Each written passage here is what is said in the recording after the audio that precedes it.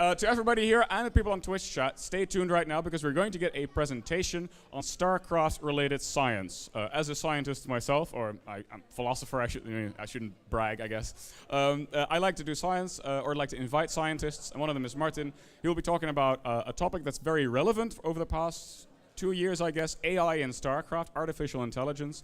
Lots of stuff has happened. Martin has given a presentation last year as well. This year there's been some updates, so stay tuned. And if you're watching in the Twitch chat, you can ask questions of Martin. I'll be sitting right here on the couch, looking at the chat, and if there's interesting questions, I'll pose them to Martin afterwards. Of course, the people in the room too can ask questions after the presentation is done. So listen up, and if you have questions, save them for the end of the presentation. Martin, the floor is yours. I'm going to put up your presentation, so stay tuned.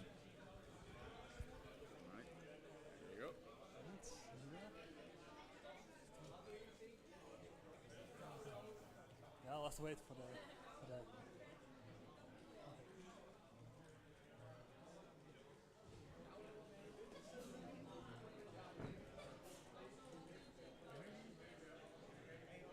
Hi. Okay, so hello everyone. I am of course Martin Rooijackers, the creator of the StarCraft bot called LetaBot. And I've been working on StarCraft AI since 2014. I won several tournaments in previous years, and ever since the release of the StarCraft 2 API, I've been doing research in StarCraft 2 as well. I've also been working on my StarCraft 2 bot to play a full game. Got a little bit sick this week, so it's not completely finished yet, but I'm still working on it, so it will come soon. So a very quick recap for those who may not know, who may be watching just for the AI. StarCraft is a real-time strategy game where you have to build units and buildings and you use those to defeat your opponent by destroying all of his buildings. It's like a very quick recap. You can look online how exactly it works. But the AI challenges in these are that the environment is partially observable, as in there's a fog of war. You don't know exactly what's going on with your opponents. You have to predict what's going to happen. And also a lot of possibilities out there, so you have to really, really be very smart about it in order to pick the right choice. So there are two parts to this. First one is Brood War, the other one is StarCraft 2. The StarCraft 2 AI scene started out with Brood War. And that one started with the Brood War API completely. That was the more official version. That one is used currently in all of the AI tournaments for Brood War. And in 2018, they also announced that for the Brood War Remastered, there's going to be another Brood War API as well. Because currently the StarCraft Brood War API only works for the 1.16. But the API for the remastered is coming soon, which a lot of people are looking out for. So then, last year, in August of 2017, the API for StarCraft 2 was released as well. And that means that you can now officially create bots for StarCraft 2. But at the initial release, and shortly after, the StarCraft 2 API didn't work correctly yet. So that's why we didn't have any bot versus human completely yet, because there were some problems, especially because Terran, for example, couldn't build any add-ons. But now, this year, this has been fixed and the API is much more stable now. And this API is also the same API that Google DeepMind uses for their own AI research in StarCraft. So what I'm going to talk about this year, it's different from last year because you can of course watch the presentation from last year online on YouTube. This year it's more about looking at how the Brood War AI scene evolved and using that to predict how exactly the StarCraft 2 AI scene will evolve. So as you can see from the picture, you see the StarCraft bot, which was from Brood War, and it then got copied to StarCraft 2. It's called LetaBot. And there you can see like the techniques are kind of the same. Now in the case of Brood War AI, it first started out with a scripting language, which was built into the Brood War engine itself, just like in StarCraft 2. But the thing about the Brood War one was that it was very limited. You could only really do build orders and when exactly to attack. There wasn't really any micro you could specify. So the API there, the language there was very limited. So because of that, the AI researchers, they created their own real-time strategy game called ORTS. And that one was used to do AI research with complete control over the micro and everything. And they divided that into several categories of research, like micro, macro, a full game, like optimizing the resource gathering and everything else. So now in 2010, the Bootstrap API got released. So now there was a complete open source way to create StarCraft bots. And the first big competition to appear because of that was the competition held at the Artificial Intelligence for Interactive Digital Entertainment Conference, which is an academic conference which is all about game AI. And Blizzard actually sponsored this. It was one of the sponsors of this academic conference. It was like the first real big tournament. And it was won by a bot, which was like a Zerg bot called the Berkeley Overmind. And what it did very well was use the like very good control you have in the Bootstrap API to really move around your brutalisks very carefully. And it's with a technique which is called potential fields, which you can look up if you want, but I'm not going to go into too much detail about AI today. So next year in the AID, we've got some changes. What you really saw happening was that rushbots were used quite a lot because they worked against the Berkeley Overmind and they worked against other bots as well. But one of the programmers anticipated this, and he created a StarCraft bot which was very good at defending those rushes.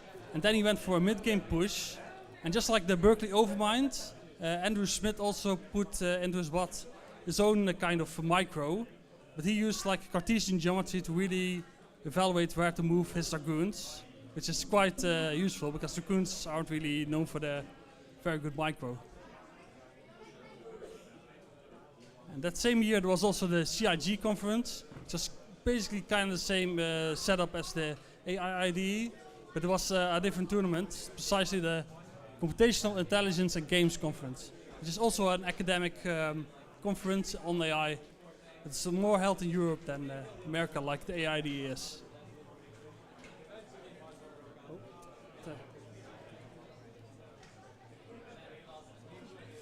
And that same year there was also the Student StarCraft AI tournament. That one initially started out as a way for university students from Comenius University to also do their own StarCraft bot. But the year after they opened it up for everybody as well. And the year after that, 2012, the Dave Churchill, the one who ran the tournament, made like a fully complete tournament manager. That way you can really run a lot of results, a lot of games to get more results. And that really upped the ante in terms of the competition and what you needed to do. And in there, the bot made by Andrew Smith won again. But in the Student StarCraft AI tournament, you saw, which was held later that year, you saw that another bot came on the rise, namely IceLab. What IceLab did was kind of the same as Skynet in the Andrew Smith bot, in the sense that it built very good defenses and then went for a mid-game push, but it did so really much more carefully. So that's why it won the Student StarCraft AI tournament that year. Now in 2013, you saw Andrew Smith, whose bot was named Skynet, win again. But then your bot, Dave Churchill's bot, really put a lot of AI techniques in it. Like he used tree search for build orders, he used some simulators for the combat, and also important to note, he also hard-coded a strategy against Skynet, and that allowed him to win the AIID. And in the Student StarCraft AI tournament that year, you saw another bot on the rise, and that bot was the Crazio, which got second place in the AIID. And even to this day, Crazio is still updating his bot. It's the oldest bot that's still being updated. And that year it did really well, also with a very mechanical kind of push that you see usually in Bootstrap bots. And that allowed him to win that year. Now in 2014 you saw iSlab once again, because Crazio didn't really participate in the AID and CIG that year. So iSlab was still going strong, but there was a new bot out there, which was quite strong, which was Ximp, who also did the same kind of strategy of building a very good defense, in order to build up your army and do like a mid-game very strong push, which in the case of Ximp was a 2-base carrier, which is still a thing in StarCraft 2 if I know, but Bootstrap is quite strong if you pull it off quite well. And third place was my bot, which at that time was still mostly a wash bot, because that was the first year I started working on StarCraft AI. Now in the student StarCraft AI tournament you saw some changes as well. Ximp was still very dominant, and it made some changes that allowed it to beat iSlab, so it made some very specific changes. But I did so as well. This is also the first time you'll see the wall building in my bot in action. And that allowed my bot to choose between like either a very strong rush or more mid-game timing attack. And with that flexibility, it allowed to win the Student StarCraft AI tournament in 2014. Now in 2015, you saw that really a lot of people went for like the rush bots to the extreme, so to speak. As in the best one out there was ZZK bot, which did a 4-pool, but it did so with very precise micromanagement, a bit like Andrew Schmidt and his Cartesian geometry. And with that, it was like really good at rushing, and that allowed it to win 2015. That was also the last year that you really saw rush bots still be able to be dominant. The years afterwards, you really saw that bots finally really started to understand how to defend against these rushes, even if they were executed like perfectly, like to the pixel perfect. They could stop them. But this year was like the last year where that was still not the case. And you saw like a 4-pool rush bot be really good, and because of that, it was able to just barely got first place. And, but you also saw that in the AID tournament, which was shortly after the CIG tournament. There you saw the TSMU bot. That bot was also really good at getting a solid defense, which allowed it to get into the late game. And that bot was really good at the late game. So what it did was it made sure to defend in such a way that it would reach the late game no matter what. And from there it started to win. And in the Student StarCraft AI tournament, you saw yet another bot rise up, Marion the Vecca, which also had the same kind of idea as TSMU. But instead of what TSMU used, their units, he really focused on the lurker. Now in 2016 you saw more and more sophisticated techniques being added. So it was once again a Terran bot that uses mech that got dominant. In this case it was Iron bot, which uses a very sophisticated terrain analysis to really place his tanks and other units carefully on the field. And that allowed it to really dominate the other opponents who really didn't know how to deal with that, because they were only used to much more dumb tank placement that the previous bots used. So that allowed it to really get ahead.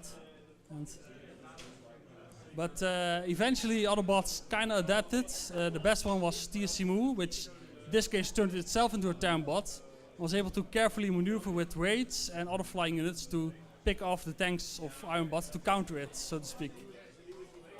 And in the Student StarCraft AI tournament, my bot won again, because I took those ideas that Iron bot and TSMU used and put them in my own Terran bot.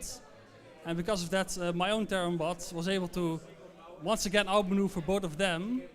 But on top of that, my bot still had some rush builds, because in 2016 some bots were still able to be rushed. So I simply took advantage of that, like most of the bot developers do. So because of that, I managed to win the Student StarCraft AI tournament in 2016, which was also about the last time that you really saw rush bots still kind of work against the top bots. But you already saw it really changing in such a way that macro was going to be the standard going forward pretty soon. Now, and once again, just like I took some ideas from the previous bots, the ZZ bot, the 4-pool bot, took some ideas from me, I guess, and he turned the bot into a ZZZK bot, which also did rush and macro, like a very mixed strategy, where whatever worked against the opponent it used, And that really allowed it to dominate 2017 by doing either a rush or a macro or whatever it needed to win. And it did so, once again, just like it did the micro and the rushing really well, it also did the strategy selection really, really well. And that allowed it to dominate in 2017.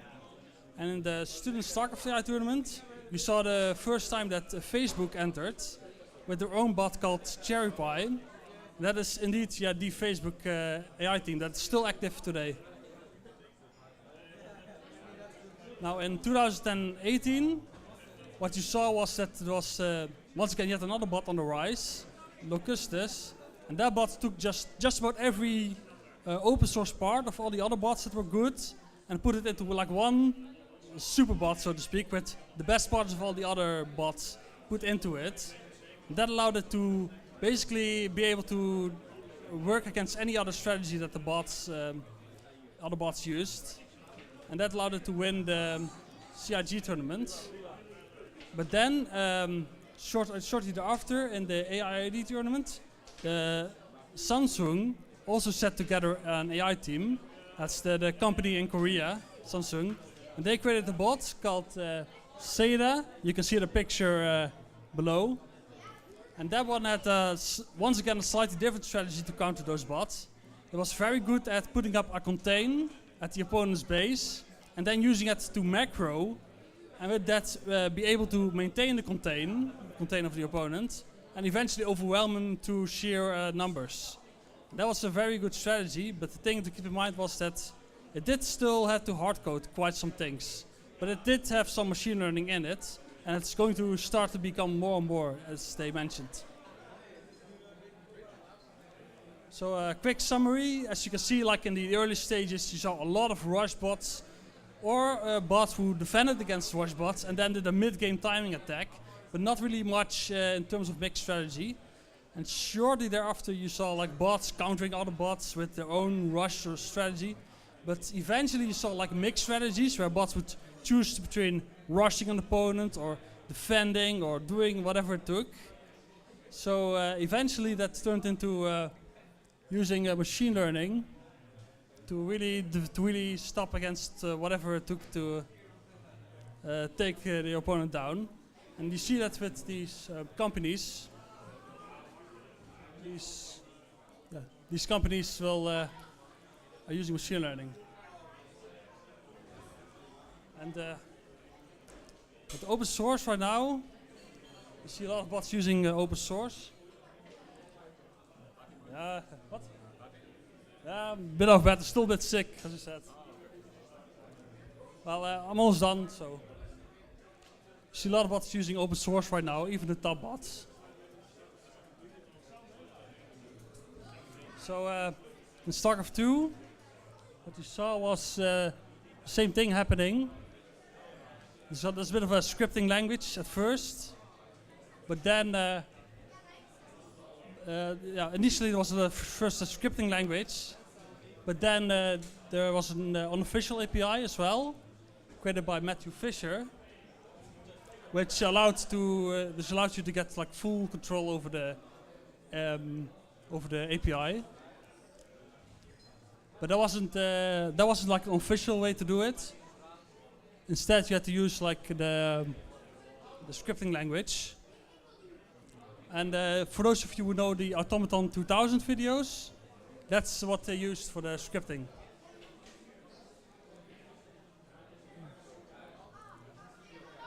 So in StarCraft 2, you see that the bot ladders started coming up as well, just like in Boot API. You're seeing, You're seeing like a ladder coming up. You see grassroots tournament coming up. But it's not like a very big tournament just yet. So that will eventually, hopefully, come. So just like in Bootwar, you also see in StarCraft 2 that you've got like a lot of rush bots, a lot of bots who defend against it, rush and do a mid-game timing attack. Not a lot of mixed strategies yet, and it's kind of similar to the early Bootwar AI tournaments in that regard. And there's like barely any machine learning there, so there's not a lot going on yet in terms of like very sophisticated techniques. But that will come soon. Because academic conferences and everything else, they're already picking up another RTS game called Micro RTS, which is also another very simplified way of representing the game. So hopefully they will pick up the StarCraft 2 AI as well in their competition. But what you can also see probably is Blizzard or some other very big companies sponsoring these tournaments, these events. It could very well happen, just like in Boot War happened. And in terms of like playstyle, as I said, currently still rushes are very dominant. And you know, eventually you'll probably see like mixed strategies come into play. But as you can see in Boot War, there will also be companies out there who will get a lot of resources together to do machine learning and to really get the StarCraft 2 going, just like in Boot War. So that's what I think will happen. It will be kind of like Boot War in the sense that there will eventually become more interest and more companies will get involved. You will get very sophisticated machine learning techniques. Already you're seeing some Boot War techniques get themselves into StarCraft 2. Right, well that's my presentation. As you can see, I'm still a bit sick, but I'll manage, don't worry. Those are the links for those who want to watch the bots live. There's one that goes like 24/7, one for Boot War, one for StarCraft 2. There's a Discord channel, there's a subreddit, there's even some wikis for those who want to find out how do I create my own bot. Well, that can be done through those wikis. You can look them up, and there you'll see exactly how to build your own bot if you want to. So, yeah, that's it. Yeah, I'm fine. Oh, you're fine? All right. Just a bit dehydrated. A bit dehydrated. Maybe Martin get a glass of water or maybe some beer. All right. Yeah, thank you very much. If you can still take it, there's a couple of questions from the Twitch chat, yeah? Just a bit of water and then I'll be fine. All right. Okay. Oh, there's a bit of water coming, I think. Johan, do you have a glass of water for us? Or maybe Mark, could you run get a glass of water? Thanks. All right. I'll get started with the questions. Or maybe a story first. Yeah, so I was in story time because I was in the Blizzard Community Summit in 2015, and I had dinner with some guy named Mike, or he sat next to me. Mike Morhaime, I think was his name. Of course, he's no longer with Blizzard right now, I think, or he's no longer in executive position. But I asked him at that dinner, like, do you think there's going to be AI interest in StarCraft 2? Is there going to be like an API for StarCraft 2 like there is for Brood War? Because I said I think it can, garner academic interest for StarCraft 2, and he said, "That's funny that you say that, but I can't say anything about it." And then a couple of months later, the whole Google DeepMind stuff came out, and of course, everybody's looking out for the self-learning bots, and that's one of the questions that I got from the chat. Let me check. So, this tension between the old-style bots that you hard code, so to say, where you just say, okay, if this happens, then you do that. So basically, you have to think about what the bot will do under what circumstances.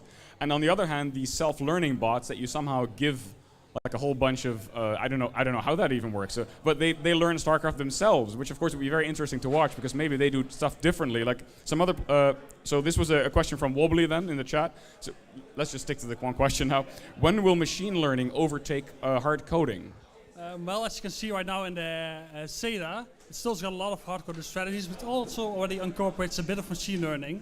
But several weeks before, in the the CIG tournament, you still saw like an open source bot which incorporated a lot of other styles and strategies into its own bot, which was still quite hard-coded. So we're kind of at the turning point in Brood War right now, but. We'll probably see it next year, maybe the year after. You'll see machine learning eventually overtake, but even then it still won't be close because there's still a lot of things you can do well with hard-coded stuff. Yeah, but I'm amazed though that you say it's probably next year or maybe the year after. I mean, that sounds like it's pretty fast because hard coding basically is the best that we can come up with strategically, so to say. So how does that mean? So how do you even teach a machine to play StarCraft by itself? I'll need some water. Hey, like, Mark, anyone at the bar? Yes, you could get the water now, please. All right. Sorry, Martin. I know you've been sick, and it's terrible for me to just let you stand here. Okay. Oh man. Thank you, by the way, for the guys in the chat asking questions. It's been really good. I'm gonna get the water myself. Guys, stay tuned. I'm gonna get this water. This is taking way too long.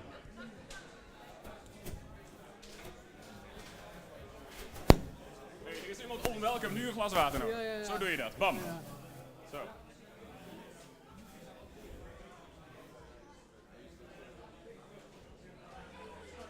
Right. Are you okay to go on though? If you're not, then it's fine too. No, I really needed this because I can usually imagine. when you speak a lot, you need to drink water. And I know, my mouth is dry too. fine, but I'm also a bit sick. Normally it would be fine, even if I didn't drink water, but now I'm a little bit sick. Because of that, I get dehydrated a little bit faster. But I'm still fine. I'll be standing here to the end of today. All right, good. Don't worry about that. Just got a little bit dehydrated, which That's fine. I'll task you a bit more then in that case. Because there's a question from Bouncing Cow in the chat who says, what seems to be the hardest race for AI and why?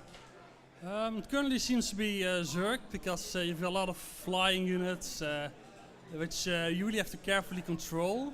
You have to take into account delay as well. So hardest race in the sense of hardest to control.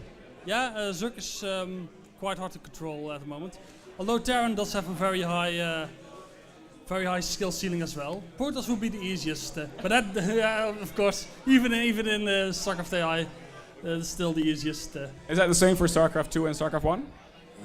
Yeah, well, the StarCraft 2, the patches change these things around, so. All right, cool. So yeah, Protoss getting dissed. Yeah, there we go. Wayne's Core in the chat asks, is the bot doing something significantly different than the average player? Like he gives an example, there was a program called Evolution Chamber, apparently, which found the gas trick for StarCraft 2. So apparently you could do a gas trick, so you build an extractor so you get one extra supply. Is there anything that bots have done that are significantly different from players, something like that? I'm gonna sit down a bit. Oh yeah, sure. And then I'm gonna stop it. I don't think we can. If I go over there, we get feedback. So shit, this is like the hardest part. Yeah. Okay. Yeah, build order, automatic build order generation is already a thing. I'm looking into it myself as well, but it will eventually become really good. But right now you have to combine the build order with what your bot can micro. So it's still a bit of an issue sometimes because of that.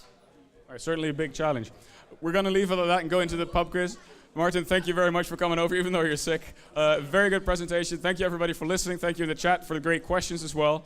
And now everybody can take 5, except the people here, because now we're going into the pub quiz where you can earn all those goodies that you didn't win at the King of the Hill StarCraft tournament.